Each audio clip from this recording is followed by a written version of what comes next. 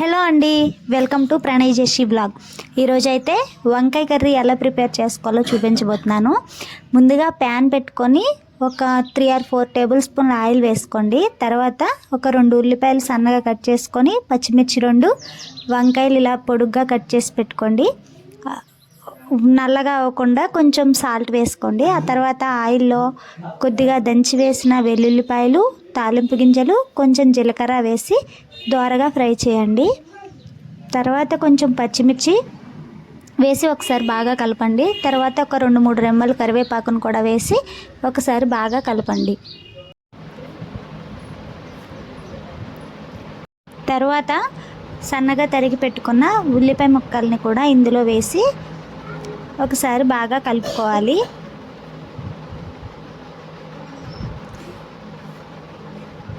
ఆ తర్వాత ఒక 4-5 వెల్లుల్లిపాయలు, కొంచెం ధనియాలు, ఒక 1 స్పూన్ జీలకర్ర, చిన్న అల్లం ముక్క వేసి మిక్సీ పట్టుకోండి.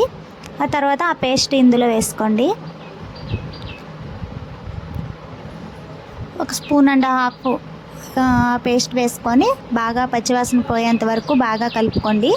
ఆ తర్వాత మనం ముందుగా కడిగి పెట్టుకున్న వంకాయ ముక్కలను కూడా ఇందులో వేయండి.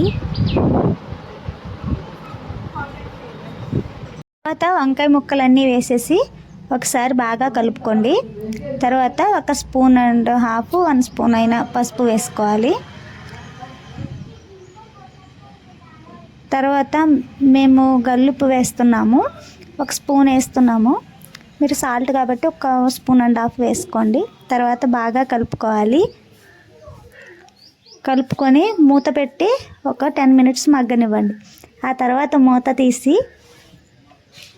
వంకాయ ముక్కలు బాగా మగ్గాక ఒక 2 స్పూన్లు కారం వేయండి. వేసి బాగా కలుపుకోండి.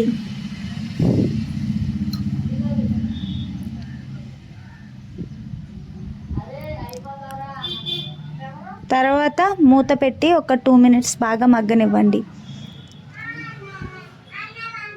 మూత తీసి కొద్దిగా కొత్తిమీర వేసుకొని బాగా కలుపుకోండి. అంతేనండి, వంకాయ ఫ్రై అయితే రెడీ అయిపోయింది.